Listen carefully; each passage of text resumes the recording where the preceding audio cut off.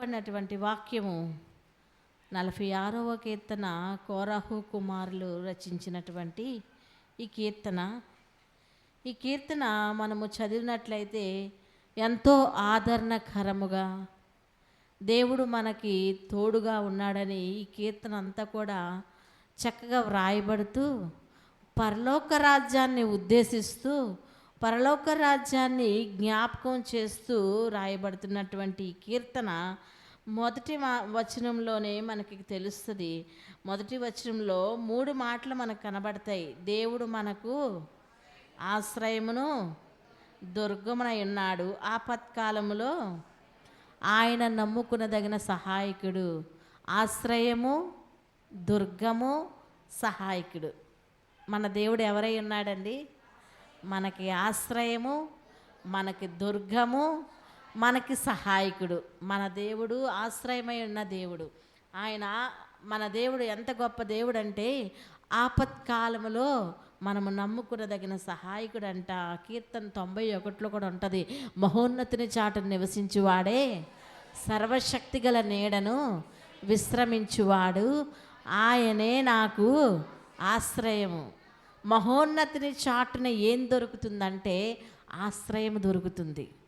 ఆశ్రయము అంటే ఏంటి? ఇప్పుడు మనం రోడ్డు మీద వెళ్తూ ఉన్నామండి, వినండి, వెళ్తూ ఉన్నాం, పెద్ద గాలివాన వస్తుంది. అప్పుడు మనం ఏం వెతుకుతూ ఉంటాం? ఎక్కడైనా వెళ్ళి తల దాచుకోవాలి. ఏదైనా ఇల్లు ఉందా, షాప్ ఉందా, కొట్టు, ఏదో ఒకటి మేము వెళ్ళి తడకుండా ఉండాలి. ఒక ఆశ్రయం కోరుకుంటున్నాం. దేవుడు వాక్యంలో అంటున్నాడు ఆయనే మన ఆశ్రయం అంట. మనం ఎంతమందిని నమ్ముకున్నా, మనం ఏది ఆశ్రయించినా అవన్నీ కాదు. దేవాది దేవుడు అంటున్నాడు నేను నీకు ఆశ్రయంగా ఉన్నాను. అంతటితో సరిపెట్టలేదు, ఆయన ఒక మహాదుర్గం అంట. హల్లెలూయా, హల్లెలూయా.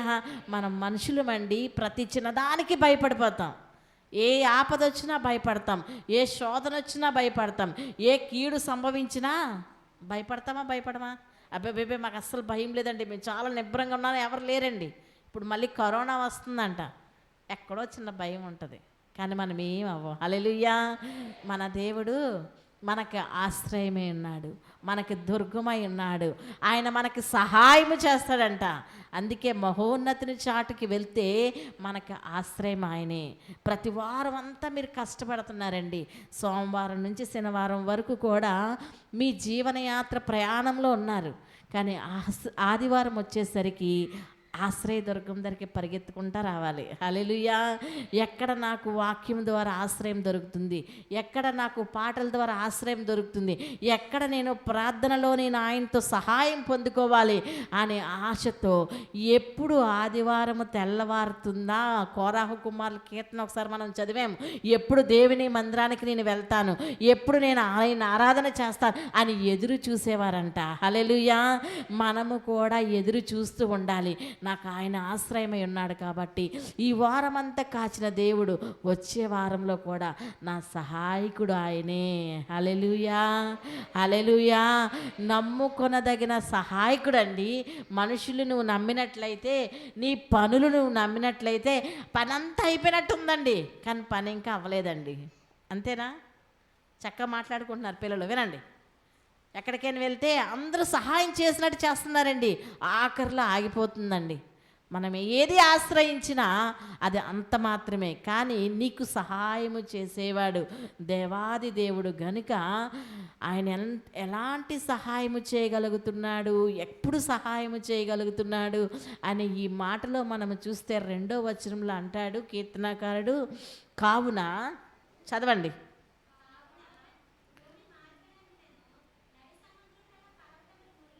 కావున భూమి మార్పు నొందినను, నడి సముద్రంలో పర్వతం ములిగినను, వాటి జనములు ఘోషించిన, నురుగు కట్టినను, ఆ పొంగునకు పర్వతములు కదిలినను మనము భయపడము. పిల్లలందరూ ఇక్కడే ఉన్నారా? మీరేదో రాయడం చింపడం చేయకండి, చేతులు కట్టండి, చూడండి, వినండి. భూమి మార్పు నొందినను, భూమి మారిపోయినా, సముద్రాలు పొంగిపోయినా, భూమి దద్దరిల్లినా అంటున్నాడు నేను నీకు తోడుగా ఉన్నాను. హల్లెలూయా. గడిచిన వారం కాక ముందు ఆదివారం నాడు భూమి భ్రమించింది, వార్తల్లో కూడా వచ్చింది. అక్కడక్కడ గోడలు చిట్లినట్టు వచ్చింది, కానీ ఏ హాని కలగలేదండి. హల్లెలూయా. ఒకవేళ హాని కలిగినను ఆయన తోడుగా ఉంటానన్నాడు. హల్లెలూయా.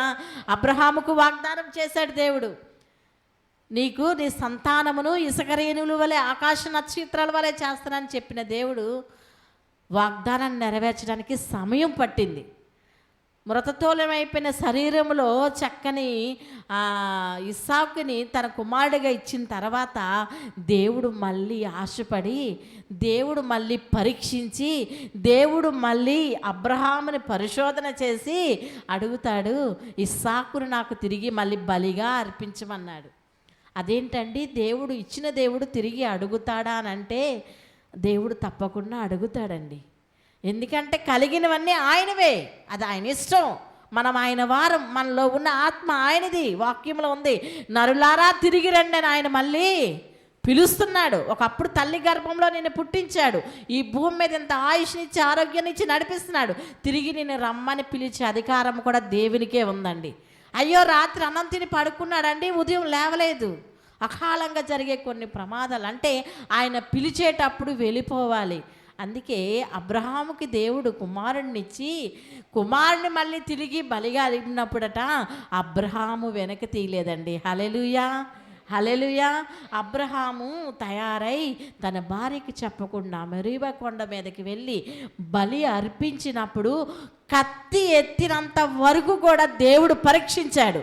ఒక్కసారి కత్తి ఎత్తి ఇలా పడిందంటే మెడ మీద, అక్కడ మనిషి మరణం అయిపోయేది. కానీ ఆఖరి సమయంలో దేవుడు అన్నాడు, అబ్రహామా ఆగు. హల్లెలూయా. అంటే దేవుని కార్యాలు ఆఖరి వరకు ఎలాంటి పరిస్థితిలోనైనా ఆయన నీకు సహాయం చేసేవాడు. హల్లెలూయా. నువ్వు ఆయనను నమ్ముకుంటే, నువ్వు ఆయన్ని ఆశ్రయిస్తే, నువ్వు ఆయన కొరకు నువ్వు ఎదురు చూస్తే ఆపత్కాలంలో ఆయన నీకు నమ్ముకునదగిన సహాయకుడై ఉన్నాడండి. అందుకే అంటున్నాడు, ఈ కీర్తన చక్కగా రాస్తూ పరలోక రాజ్యాన్ని ఉద్దేశిస్తూ చక్కగా 4వ వచనంలో అంటున్నాడు, చదవండి. ఒక నది కలదు, దాని కాలువలు దేవుని పట్టణమును, సర్వోన్నతిని మందిరము, పరిశుద్ధ స్థలమును సంతోషపరుచుచున్నది. ఒక నది కలదంటండి. ఒక నది ఉంది. అది మనం అనుకోవచ్చు ఇక్కడ నదులు చాలా ఉన్నాయి, కృష్ణా నది, గోదావరి, ఈ నదులు కాదండి. పరలోక రాజ్యంలో ఒక నది కలదు. ఆ నది ఎలా ఉంటుందంటే మనం ఎప్పుడు జీవిస్తూనే ఉంటామంట. మరణం అనేది ఇంకా మనకి ఉండదు. మరణం అనేది మనకి ఇంకా ఈ లోకంలోనే మరణయాతన, ఈ లోకంలోనే బలహీనతలు. అమ్మ వెనకతల కుర్చీలో చక్కగా పడుకుంటున్నారు. దయచేసి పడుకోకండి. మిమ్మల్ని చూస్తే ఇక్కడ మాకు అర్థమవుతుంది మీరు ఎలాంటి స్థితిలో ఉన్నారు. హల్లెలూయా. అంటున్నాడు, ఒక నది కలదు, అది దాని కాలువలు దేవుని పట్టణమును, సర్వోన్నతిని మందిరపు పరిశుద్ధ స్థలమును సంతోషపరుచున్నది. ఆ నది జీవమునిచ్చే నది, దానిలో ఇంకా మరణం ఉండదు. అందుకని మొదటికని ఎహెజ్కేలు గ్రంథంలో ఒక మాట ఉంటుందండి, 47వ అధ్యాయం అనుకుంటా, చూడండి. 47వ అధ్యాయము మొదటి వచనం ఒకసారి చదవండి, తీసిన వారు గట్టిగా.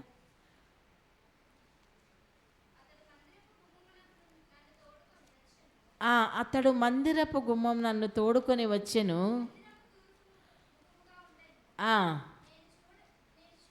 నేను చూడగా మందిరపు గడప క్రింద నుండి నీళ్లు ఉబికి తూర్పుగా పారుచున్నది.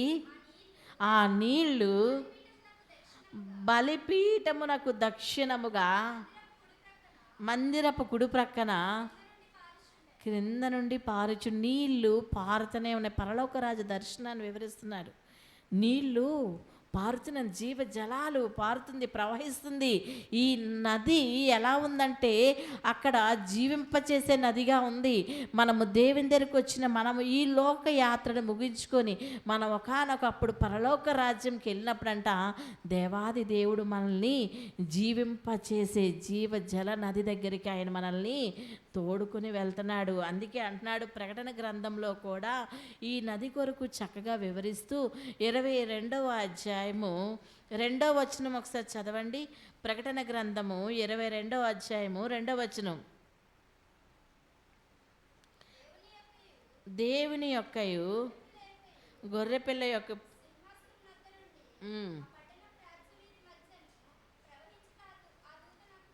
చూపెను.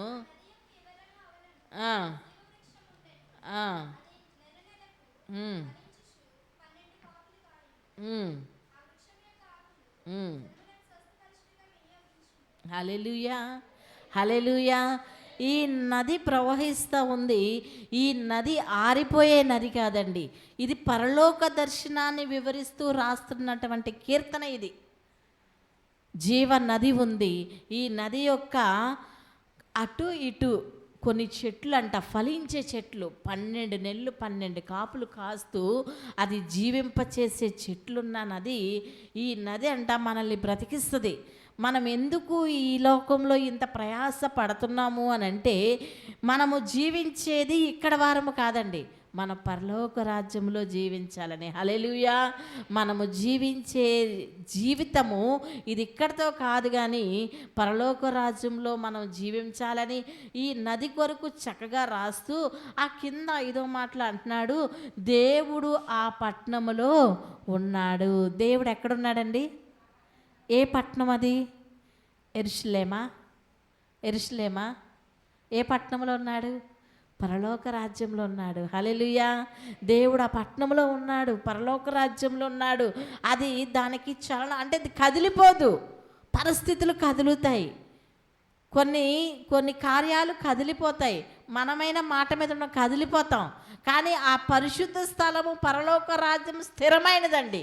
అది ఎక్కడికి కదలదు, అది అక్కడే ఉంటుంది. హల్లెలూయా, హల్లెలూయా. ఆకాశము గతించిపోతుంది, ఈ భూమి గతించిపోతుంది, అన్ని సముద్రం అన్నీ కూడా గతించిపోతాయి, కానీ పరలోక రాజ్యం మాత్రం స్థిరమైనదండి. నమ్మిన వారు గట్టి స్తోత్రం చెప్పండి.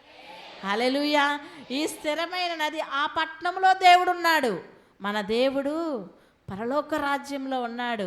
ఆయన అంటున్నాడు, దానికి చలనం లేదు ఆ పట్టణానికి, అంటే అది ఎక్కడికి మారిపోదు, అది స్థిరంగా ఉండేది. ఆ పట్టణంలో ఒక నది కలదు, ఆ నదిలో జీవ జలములు కలవు. ఈ జీవ జలముల ద్వారా జీవ వృక్షము ఫలిస్తుంది. ఈ ఫలించే వృక్ష పండు మనము తిని ఆ నదిలోని నీరు తాగితే మనము నిత్యము జీవిస్తాము. హల్లెలూయా. అదే దేవుడంట ఆ కింద మాటలు అంటున్నాడు, అరుణోదయమున దానికి సహాయము చేస్తానంటున్నాడు. హల్లెలూయా.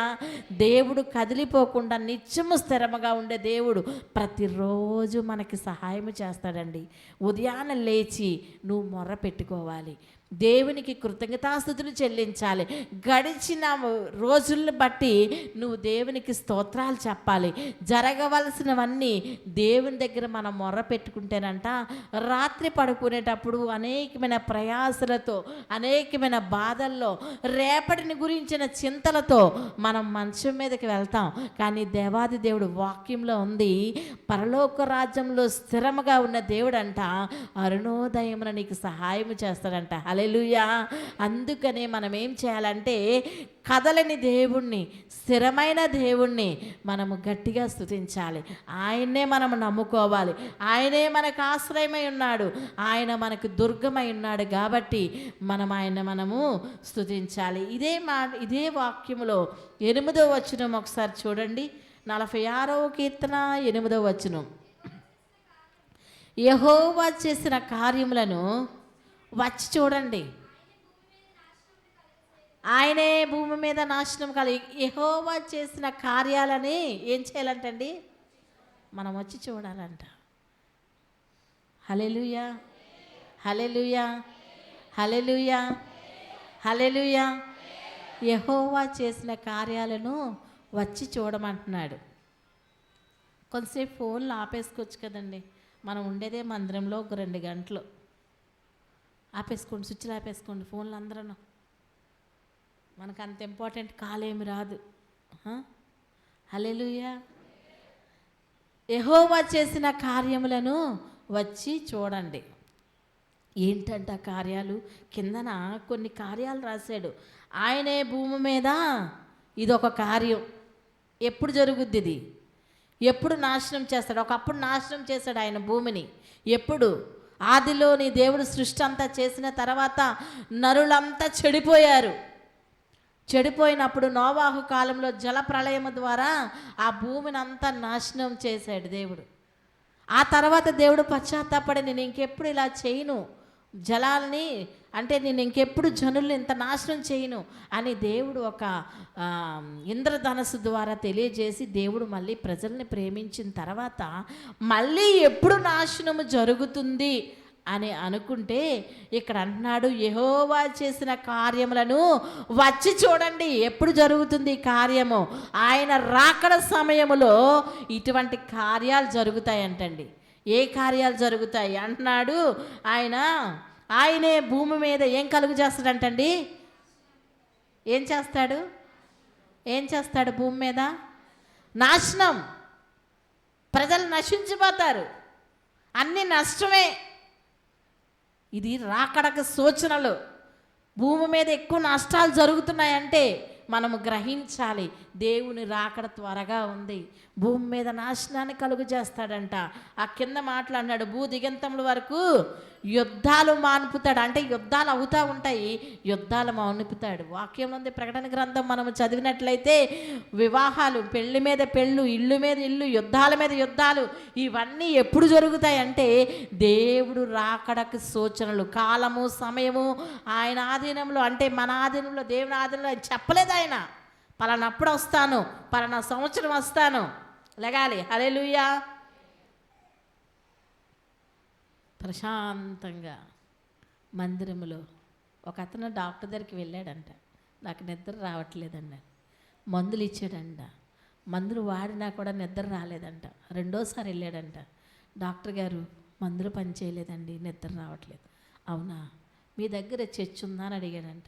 ఉంది. ఆదివారం ఉదయం వెళ్ళి కూర్చోమన్నాడంట. వచ్చి కూర్చున్నాడంట. మంచి నిద్ర పట్టిందంట. రెండో రోజు వెళ్ళి చెప్పాడంట, మందిరంలోకి వెళ్ళా అంటే దీన్ని బట్టి ఏమర్థమవుతుందండి?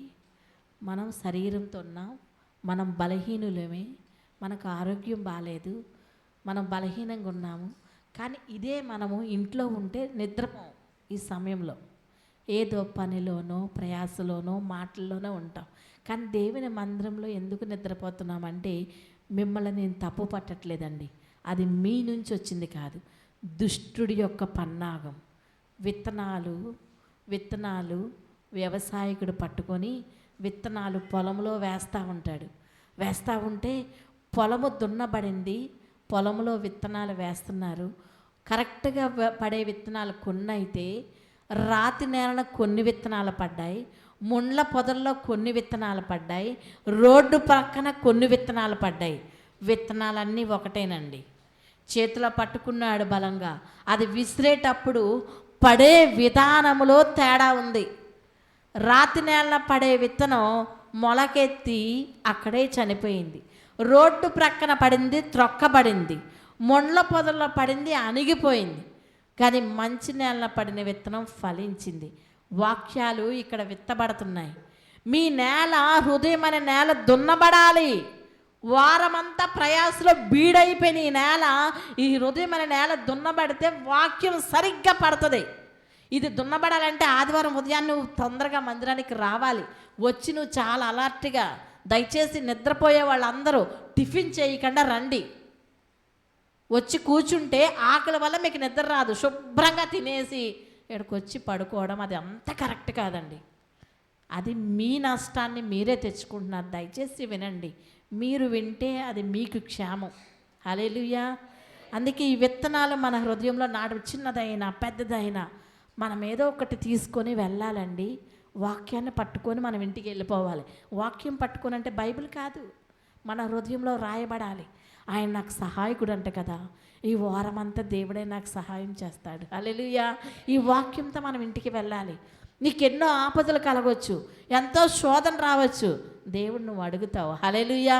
ప్రభు, ఆదివారం వాక్యం విన్నాను కదా, నీవే నాకు సహాయం అన్నావు అని నువ్వు ప్రార్థన చెయ్యి. ఈ ప్రార్థనకి దేవుడు తప్పక ఫలితాన్ని ఇస్తాడు. అంతేగాని మనం ఆషామాషాగా ఏదో వచ్చామా వెళ్ళామా తప్పండి. వాక్యంలో ఉంది, దేవుని రాకడ సమయంలో అనేకమైన భూమి మీద నాశనములను ఏర్పడతాయంట. ఆ కింద మాటలు అంటున్నాడు, భూమి మీద యుద్ధాలు మానుపుతాను అంటున్నాడు. ఆ తర్వాత విల్లు విరుచువాడును బళ్ళెమును తెగనరుకువాడు ఆయనే, యుద్ధ రథముల అగ్నిలో కూల్చివేయవాడు ఆయనే, ఊరకుండుడి నేనే దేవుడని తెలుసుకోమంటున్నాడు. హల్లెలూయా, హల్లెలూయా. ఇక్కడ అంటున్నాడు యుద్ధాలు మానుపుతాడు, ఈ దేవుడు రాకడ ముందు వచ్చిన అలజడిని కూల్చుతాడు. ఇవన్నీ జరిగినప్పుడు మనం ఏమవ్వాలంటే, దేవుడు అంటున్నాడు నువ్వు మౌనంగా ఉండు. నీ మీదకి ఎవరైనా ప్రవాహంలా వస్తున్నారా, నువ్వు మౌనంగా ఉండు. నిన్ను నిందిస్తున్నారా, నువ్వు మౌనంగా ఉండు. నీ మీద నిందలు వేస్తున్నారా, నువ్వు మౌనంగా ఉండు. ఇక్కడ అంటున్నాడు ఊరకుండుడి నేనే దేవుడినని ఏమవ్వాలంటండి, మనం తెలుసుకోవాలి. హల్లెలూయా. ఆ దేవుడు ఎలాంటి దేవుడు అంటే కింద రాయబడింది, అన్యజనుల్లో నేను మహోన్నతుడును అగుదును. ఏమవుతాడంటే మన దేవుడు అన్యజనుల్లో, దేవుని ఎరగిన వారి మధ్యలో, క్రీస్తు ప్రేమ తెలుసుకుని వారి మధ్యలో ఆయనంటూ ఏంటో తెలియజేస్తాడంట. ఇంతవరకు కూడా మన దేవుడు అంటే ఏంటో చాలామంది గ్రహించట్లేదు. అలాగే వాళ్ళకి పనులు లేక చర్చికి వెళ్తారండి, చర్చికి వెళ్ళి చప్పట్లు కొడతారండి, చర్చికి వెళ్ళి కాలయాపన చేస్తారండి.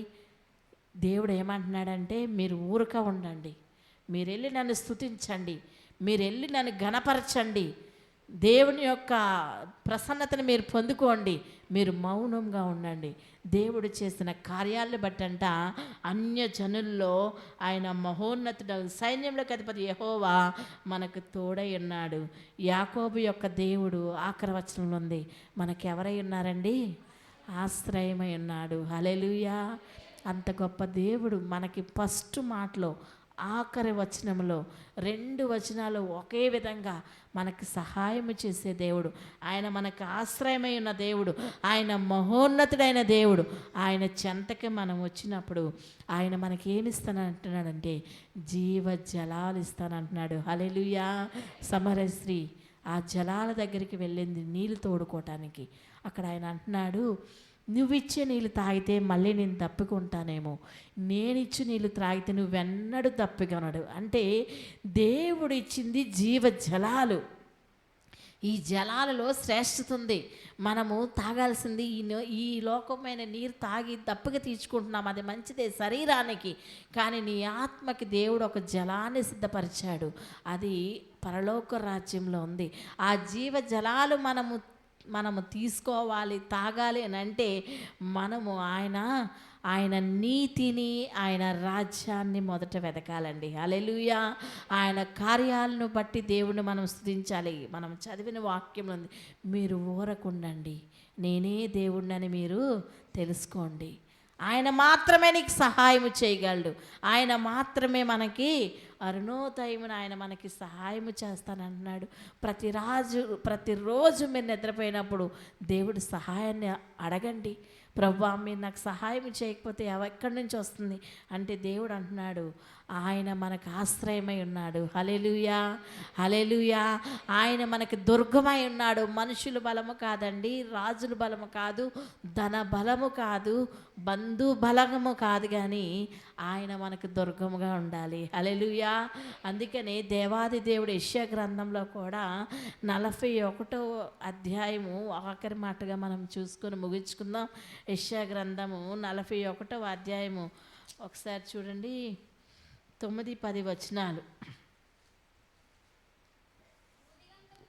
బూదిగింతముల నుండి నేను పట్టుకొని దాని కొలను నుండి పిలుచుకొని వాడా, నీవు నా దాసుడు అనియు నేను నిన్ను ఉపేక్షింపక ఏర్పరచుకొంటిననియు నేను నీతో చెప్పి ఉన్నాను. నేను నీకు తోడై ఉన్నాను, భయపడకు, నేను నీ దేవుడినై ఉన్నాను, దిగులు పడకు, నేను నిన్ను బలపరుతును, నీకు సహాయము చేయవాడు నేనే, నీతియును నీ దక్షిణ హస్తమును నిన్ను ఆదుకొను. ఈ వాక్యమును నా వెనకాతలు ఒకసారి చెప్పండి. బూదిగంతముల నుండి, అందరూ చెప్పాలి పిల్లలు, బూదిగంతముల నుండి నేను నిన్ను పట్టుకొని దాని కొనలు నుండి పిలుచుకొనువాడా, నీవు నా దాసుడు అనియు నేను నిన్ను ఉపేక్షింప ఏర్పరచుకుంటుననియు నేను నీతో చెప్పి ఉన్నాను. నీకు తోడై ఉన్నాను, భయపడకము. నేను నీ దేవుడునై ఉన్నాను, దిగులు పడకము. నేను నిన్ను బలపరుచును, నీకు సహాయము చేయువాడు నేనే.